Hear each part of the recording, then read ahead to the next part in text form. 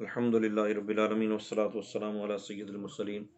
अम्मा बाद फ़अऊज़ु बिल्लाहि मिनश शैतानिर रजीम बिस्मिल्लाहिर रहमानिर रहीम। निसाबुन नाहव का सबक नंबर 17 इसका पहला हिस्सा हो चुका था, जिसके अंदर जुमला फ़ेलिया की तारीफ़, दीगर मामलात और फ़ेल की अक़साम और फिर फ़ेल और फ़ाइल की मुताबिकत के बारे में बात हो चुकी थी कि कौन सी सूरतें ऐसी हैं जिनमें फ़ेल के साथ फ़ाइल को मुज़क्कर लाना वाजिब है और कौन सी सूरतें ऐसी हैं कि फ़ेल के साथ फ़ाइल को मुअन्नस लाना वाजिब है और कौन सी सूरतें ऐसी हैं कि जिनमें फ़ेल के साथ फ़ाइल को मुज़क्कर और मुअन्नस दोनों तरह लाना जायज़ है। तो दो सूरतें ऐसी थी जिनमें फ़ेल के साथ फ़ाइल को मुज़क्कर लाना वाजिब है और दो सूरतें ऐसी थी जिनमें फ़ेल के साथ फ़ाइल को मुअन्नस लाना वाजिब है और 5 सूरतें ऐसी जिनमें फ़ेल के साथ फ़ाइल को मुज़क्कर और मुअन्नस दोनों तरह लाया जा सकता है। अब तरतीब की सूरत बताने लगे हैं कि तरतीब क्या होती है। तो तंबीह में बताते हैं कि अज्ज़ाए कलाम में असल तरतीब जो होती है वो ये होती है कि पहले फ़ेल होता है, उसके बाद फ़ाइल होता है, फिर मफ़ूल होता है। ये तरीक़ाकार है। लेकिन कभी कभार ऐसा होता है कि जो मफ़ूल होता है उसको फ़ाइल से पहले ले आते हैं। अच्छा, फिर सवाल ये पैदा हुआ, जो मफ़ूल से पहले फ़ाइल को लेके आएंगे तो ये मतलब किस तरह जायज़ जवाज़ी सूरत होगी या वजूबी? तो उन्होंने कहा कभी वजूबन होता है, कभी जवाज़न होता है। और फिर उन्होंने बताया कि कभी मफ़ूल को फ़ेल से भी पहले ले आते हैं, मफ़ूल फ़ेल से पहले भी आ जाता है, यानी तरतीब चेंज हो जाती है, लेकिन फ़ाइल जो है वो फ़ेल से पहले नहीं आता। ये इन्होंने बयान किया है। फिर कहते हैं अब वो सूरतें बयान करेंगे जिन सूरतों में फ़ाइल को मफ़ूल पर मुक़द्दम करना ज़रूरी है। फ़ाइल को मफ़ूल पर यानी जो असल तरतीब है उसी को बरकरार रखना ज़रूरी है। तो इसकी उन्होंने पहली सूरत ये बताई कि जब फ़ाइल ज़मीर मरफ़ू मुत्तसिल हो, जब फ़ाइल ज़मीर मरफ़ू मुत्तसिल हो तो उस सूरत में फ़ाइल को मफ़ूल पर मुक़द्दम करना ज़रूरी है। ज़ाहिर है मुत्तसिल है तो मुत्तसिल का मतलब तो ये है कि फ़ेल के साथ मिली हुई होगी, तो मफ़ूल उनके दरमियान में तो आ नहीं सकेगा। लिहाजा जब फ़ाइल ज़मीर मरफ़ू मुत्तसिल हो तो मफ़ूल पर मुक़द्दम करना वाजिब होता है। जैसे अकल तो खुबज़न, अकल तो फ़ेल तो ज़मीर फ़ाइल और खुबज़न मफ़ूल भी। अब ऐसा नहीं हो सकता अकल अकल खुबज़न तू, ऐसा नहीं हो सकता ना। फिर उन्होंने कहा नंबर 2, अब फ़ाइल और मफ़ूल को पहचानने का तरीक़ाकार क्या होता है। कभी तो एराब से पहचाना जाता है, मिसाल के तौर पे एराब लगा हुआ है, दाराबा ज़ैदुन अमरन या दाराबा अमरन ज़ैदुन, यूँ एराब लगा हुआ है क्योंकि फ़ेल के बाद फ़ाइल जो होता है वो मरफ़ू होता है और मफ़ूल जो होता है वो मंसूब होता है। अब इससे हमें पता चल गया कि फ़ाइल मरफ़ू वो बाद में है और मफ़ूल मंसूब है वो पहले है। तो हमें पता चल गया कि अमरन मंसूब है तो ये मफ़ूल भी मुक़द्दम है और फ़ाइल बाद में है, ये तो बात पता चली।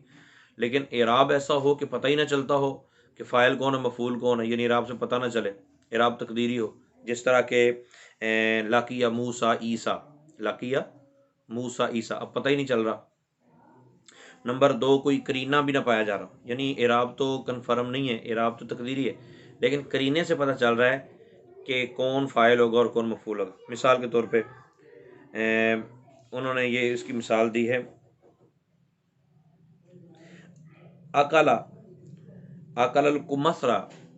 अकलल कुमसरा याहिया। अब कुमसरा इससे भी पता नहीं चलता कि ये फ़ाइल है और याहिया से पता नहीं चलता फ़ाइल, यानी एराब के एतबार से दोनों क्लियर नहीं हो रहे। ठीक है, तो अकलल कुमसरा याहिया, अब दोनों में एराब तो क्लियर हो रहा है कि एराब की वजह से पता नहीं चलता कि कौन फ़ाइल है और कौन मफ़ूल है, लेकिन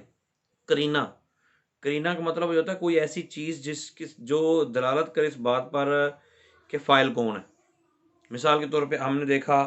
कुमसरा का माना क्या है, कुमसरा है अमरूद, तो याहिया ये तो ज़ात का नाम है, तो अब ज़ाहिर है खाने वाला कौन होगा, अमरूद तो नहीं खाएगा ना। तो करीना इस बात पर दलालत कर रहा है कि कुमसरा को मफ़ूल बनाया जाए और याहिया को फ़ाइल बनाया जाए। लेकिन जब दोनों एराब भी दोनों से इस तरह का एराब ना हो जिससे ज़ाहिर हो कि ये फ़ाइल है, ना ही करीना पाया जाए, यानी दोनों चीज़ें ही मुंतफ़ी हों जो इनमें से किसी एक के फ़ाइल और एक के मफ़ूल होने पर दलालत करे, दोनों चीज़ें ही नहीं पाई जा रही, तो उस सूरत में भी क्या करेंगे, फिर फ़ाइल को मुक़द्दम रखेंगे, यानी जो पहले है फिर हम उसे ही फ़ाइल बनाएंगे। भाई सीधी सी बात है, जब कोई और पहचान का ज़रिया नहीं है तो फिर पहले को फ़ाइल समझना है। जैसे लकिया मूसा ईसा, मूसा को फ़ाइल बनाएंगे, ईसा को फ़ाइल नहीं बना सकते क्योंकि दोनों का एराब मुंतफ़ी है। ٹھیک ہے، موسیٰ کو فاعل بنانا واجب ہے۔ نمبر 3، جب مفعول الا کے بعد واقع ہو، مفعول الا کے بعد واقع ہو تو اس وقت بھی فاعل کو مقدم کرنا واجب ہے۔ ما اکل زید الا زبدن، اکل فعل ہے اور زید اس کا فاعل ہے، اور الا حرف استثناء اور زبدن اس کا مفعول بھی ہے۔ ٹھیک، اب وہ آپ کو بتانے لگے ہیں کہ وہ کون سی صورتیں جب مفعول کو فاعل پر مقدم کرنا واجب ہے۔ ٹھیک ہے، تو یہ بھی 3 صورتیں ہیں۔ جب مفعول ضمیر منصوب متصل ہو، مفعول ضمیر منصوب متصل ہو، تو انہوں نے کہا ضمیر منصوب متصل ہو مفعول، اور فعل بھی ضمیر منصوب متصل ہو اور فاعل بھی، تو پھر جیسے ضربت ہو، اب ہو ضمیر منصوب متصل ہے لیکن فاعل مقدم ہے۔ انہوں نے کہا نہیں، مطلقاً بات نہیں ہم کر رہے، جب فعل کے ساتھ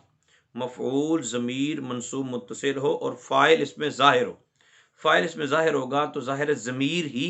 فعل کے ساتھ ملی ہوئی ہوگی۔ ٹھیک ہے، اور جو پھر فاعل ہوگا وہ اس میں ظاہر ہے تو وہ اس کے بعد آئے گا، جیسے جاءکم رسول، جاءکم رسول، تو کم ضمیر ہے یہ فعل کے ساتھ ملی ہوئی ہوگی اور فاعل اس میں ظاہر ہے۔ ہاں اگر فاعل بھی اس میں ضمیر ہو، کون سا ضمیر مرفوع متصل ہو، تو وہ فاعل سے مقدم ہی ہوتا ہے اور مفعول سے مقدم ہوتا ہے۔ تو کہتے ہیں جا فعل کم ضمیر مفعول بھی اور رسول اس کا فاعل، فعل مفعول فاعل ملکہ جملہ فعلیہ خبریہ ہوگا۔ نمبر 2، جب فاعل الا کے بعد واقع ہو رہا ہو، مفعول الا کے بعد واقع ہو تو فاعل کو مقدم کرتے، جب فاعل الا کے بعد واقع ہو تو مفعول کو مقدم کرنا ضروری ہوتا ہے، جیسے ما قطف الازہار الا الاولاد، قطف فعل ہے اور الازہار مفعول بھی مقدم ہے، الا حرف استثناء اور الاولاد جو ہے یہ مفعول فاعل ہے۔ اچھا، پھر کہتے ہیں کہ جب فاعل کے ساتھ ایسی ضمیر متصل ہو، جب فاعل کے ساتھ ایسی ضمیر متصل ہو جو مفعول کی طرف راجع ہو، یعنی ضمیر لوٹتی ہے ما قبل کی طرف اور ما قبل وہ لوٹ رہی ہے مفعول کی طرف، تو اگر ہم فاعل کو پہلے رکھیں اور اس کے ساتھ جو ضمیر ہے وہ بھی ساتھ متصل ہو اور وہ ہو اس کے بعد، تو مرجع بعد میں ہو اور جبکہ اس کو پیچھے ہونا چاہیے، تو اضمار قبل ذکر، یعنی ایسی ضمیر لانا جو مرجع کے ذکر کرنے سے پہلے آ جائے، تو یہ درست نہیں ہوتا، اضمار قبل ذکر جائز نہیں ہے، الا بعض مقامات ہیں۔ ٹھیک ہے، تو انہوں نے کہا دارابا لسن رفیقہ، اب اگر ہم کہتے ہیں دارابا رفیقہ لسن، یعنی چور کو اس کے ساتھی نے مارا، ٹھیک ہے، تو اب لسن کی طرف لوٹے گی ضمیر، اور ضمیر کا مرجع ما قبل ہونا چاہیے، پہلے ہونا چاہیے نہ کہ بعد میں، تو یہاں بعد میں آ جائے گا۔ تو ہم نے اس لیے کہا کہ اگر فاعل کے ساتھ ایسی ضمیر متصل ہو جو مفعول کی طرف لوٹ رہی ہو تو اس صورت میں فاعل کو بعد میں لاتے ہیں اور مفعول کو مقدم کرنا ضروری ہے۔ فائدہ،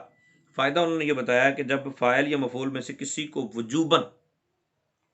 فاعل کو مقدم کرنے کی وجوباً صورتیں 3 بیان کر دی، پھر مفعول کو مقدم کرنے کی وجوباً 3 صورتیں بیان کر دی، جب 6 صورتیں نہ ہوں،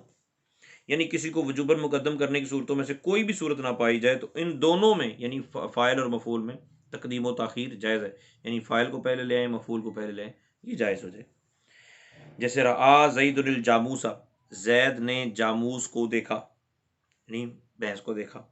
یا رأى الجاموس زید، اور زید نے جاموس کو دیکھا، یعنی فاعل مطلب اعراب سے بھی پتہ چل رہا ہے اور قرینہ بھی پایا جا رہا ہے۔ ٹھیک ہے، اکل یحییٰ الکمثرى، یہاں اعراب سے اگر پتہ نہیں چل رہا لیکن قرینہ بتا رہا ہے، تو ضربت الحبلى الفتى یا ضربت الفتى الحبلى، یہ سب صورتیں ہوگی۔ اچھا، انہوں نے کہا کہ کیا کبھی فعل کا فاعل مفعول حذف ہو سکتا ہے؟ انہوں نے کہا ہاں، جب حذف فعل پر کوئی قرینہ، یعنی ایسا امر جو فعل محذوف ہونے پر دلالت کرے، ٹھیک ہے، پایا جائے تو فعل کو حذف کرنا جائز ہے۔ جیسے کسی نے سوال کیا من جاء، تو آپ نے آگے سے جواب میں کہا صرف زید، کہا صرف زید،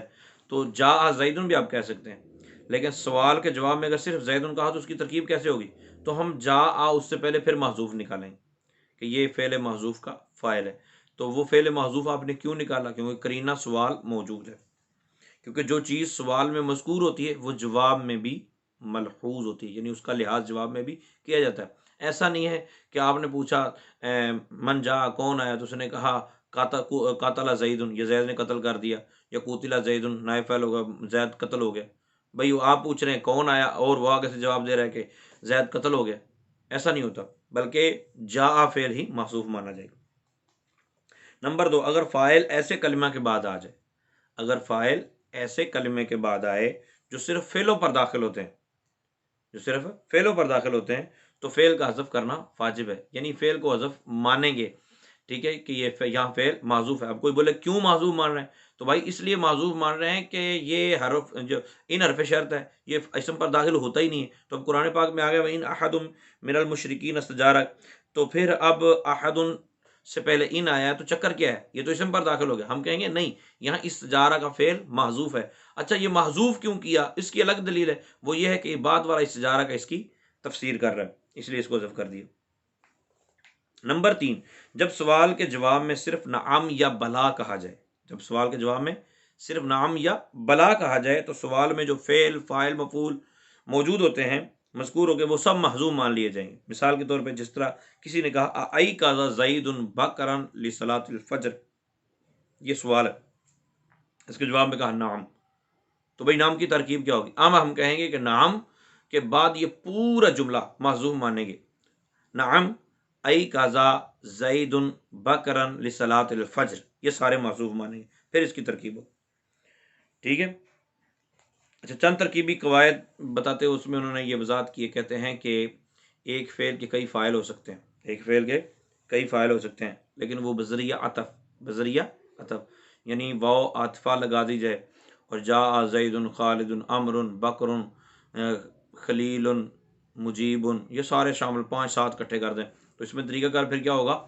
پہلے کو معطوف علیہ بنائیں گے، واو عاطفہ کہے گی، اس کے بعد معطوف، پھر واو عاطفہ، پھر معطوف، پھر واو عاطفہ، پھر معطوف، پھر واو عاطفہ، پھر معطوف، تمام معطوفات کو اکٹھا کر معطوف علیہ کے اکٹھا کر کے پھر ہم بولیں گے بھائی اس کو آپ فائل بنا دیں، ٹھیک ہے۔ فعل کا فائل کبھی مفرد ہوتا ہے جس طرح ہم نے مثالیں پڑھی، اور کبھی مرکب توصیفی اور مرکب اضافی بھی ہوتا ہے، اس کی مثالیں بھی دے دی انہوں نے۔ جا زید میں فائل جو ہے مفرد ہے، اور جا طعام زید، طعام مضاف، زید مضاف الیہ، مضاف مضاف الیہ مل کر اس کا فائل بن جائے گا۔ اور کبھی جا رجل عالم، رجل موصوف، عالم صفت، موصوف صفت مل کر مرکب توصیفی اور اس کا فائل بن جائے گا، ٹھیک ہے۔ پھر انہوں نے کہا ہے کہ تذکیر و تانیث کا خیال رکھتے ہوئے مندرجہ ذیل اسماء کے ساتھ مناسب افعال لگائیں، یعنی آپ کو ذہن میں ہونا چاہیے کہ جمع مکسر کون سی ہے اور اس کا پھر فعل کس کس طرح آ سکتا ہے، پیچھے جو پہلے والا حصہ ہے اس میں ساری تفصیل بیان کی گئی، تو آپ نے تذکیر و تانیث یعنی اس کی مطابقت کا خیال رکھتے ہوئے افعال لگانے ہیں، ٹھیک ہے۔ اس کے بعد مندرجہ ذیل جملوں کی ترکیب اور ترجمہ کریں، نیچے والا آسان ہی ہے، ٹھیک ہے۔ ترجمہ اگر نہیں بھی کلیئر ہوتا تو ترکیب آپ کلیئر کر دیں، اتنا ہی کافی ہے۔ مندرجہ ذیل جملوں کی عربی بنائیں، عربی بنانے کا طریقہ کار کہ زید نے مارا، اب جو مارنے کا یعنی جو فعل ہوگا اس فعل کے متعلقہ عربی آپ نے ڈھونڈ لینی، نہ ملے تو آپ مجھ سے شیئر کر لیں، مجھ سے پوچھ لیں، میں انشاءاللہ اس حوالے سے عرض کر دوں گا۔ اور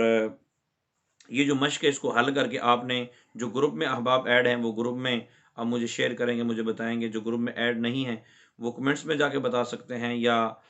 خود ایک دوسرے کو چیک کروا لیں، تو انشاءاللہ عز و جل بہت زیادہ آسانی ہو جائے گی۔ اللہ تعالیٰ عمل کی توفیق عطا فرمائے، آمین بجاہ النبی الامین۔